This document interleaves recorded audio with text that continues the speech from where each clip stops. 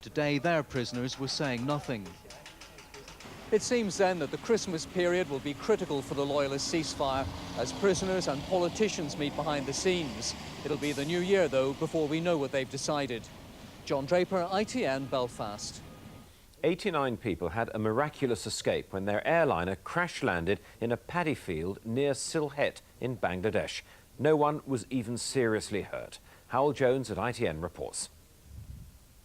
Not even the pilot of this plane knows just how its crew and passengers survived this crash. The Fokker jet came down near Sylhet in Bangladesh in darkness and fog, yet no one died. 37 passengers from Britain were among those who scrambled to safety from these seats. They boarded the Biman Bangladesh Airlines flight at Dhaka and left the wreckage, counting themselves lucky to be alive. The pilot had tried to land several times. Then, 2 miles short of the runway, the jet came down on its belly in a paddy field, slithering to a halt. They were very lucky in that they were approaching over a very flat area with a soft surface, paddy fields. There were no obstructions, and the aircraft touched down at a very gentle angle and just slid along on its belly. One man who's flown the same plane on the same route says passengers had more than luck on their side. It's a miracle, and in fact, I was in Bangladesh in the same plane last week and traveling from Sylhet to Dhaka. And I had a feeling, because it's such an old plane, Some among the passengers think a local saint was watching over the flight. Soft landing or saintly intervention. The survivors were certainly fortunate. Howell Jones, ITN. The Prime Minister stood his ground today on reform of the welfare state. In an ITN interview, he dismissed the disabled protesters who threw paint in Downing Street yesterday and insisted that the current benefit system wasn't working. Here's our political editor, Michael Brunson. Before starting his Christmas break at Chequers, the Prime Minister stopped off at a nearby pub for an end-of-the-year defence of his record. Had it not been fairly shocking, though, just before Christmas, to see disabled demonstrators hurling paint at the gates of Downing Street? The people who were protesting were people who were chaining themselves to the Labour Party headquarters before the election. I mean, whenever you make change, there are people who roll out scare stories, this great sound and fury.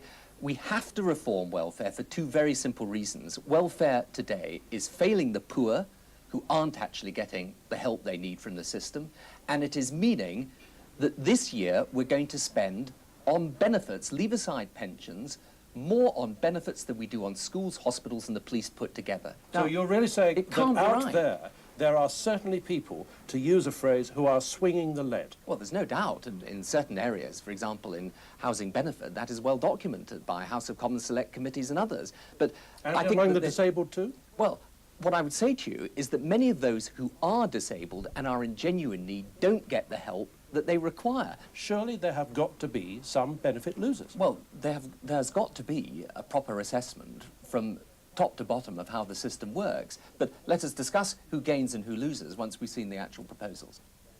But even before he'd heard the Prime Minister's actual words, the Conservative Party chairman, Lord Parkinson, had accused Mr. Blair of humbug over welfare reform. When we were addressing these problems, he denied they existed.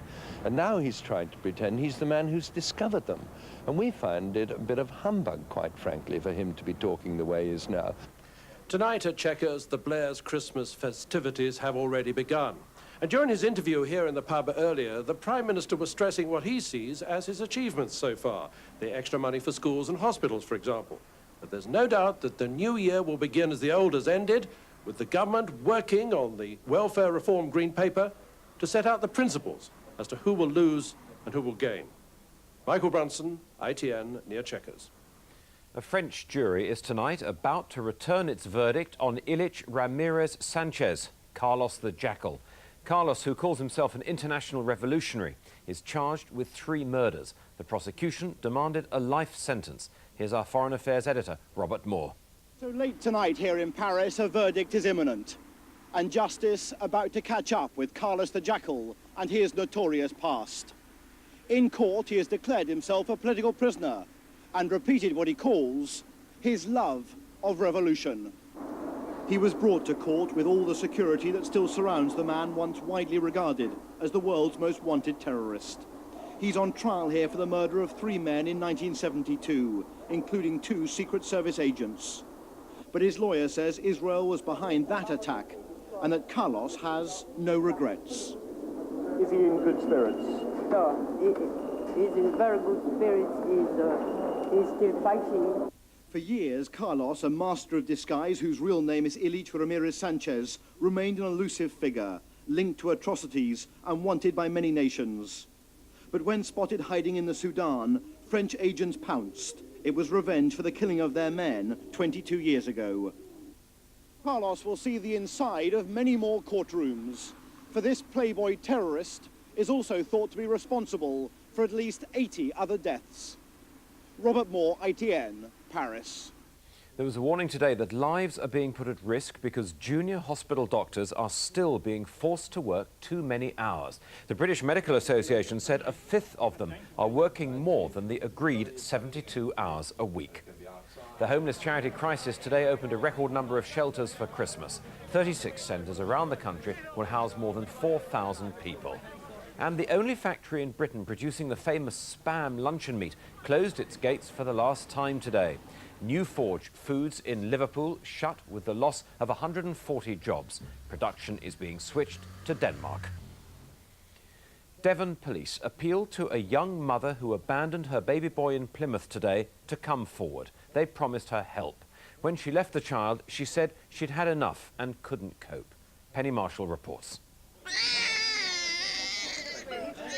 He's unnamed and his mother's unknown, but police have called him Noel. They've been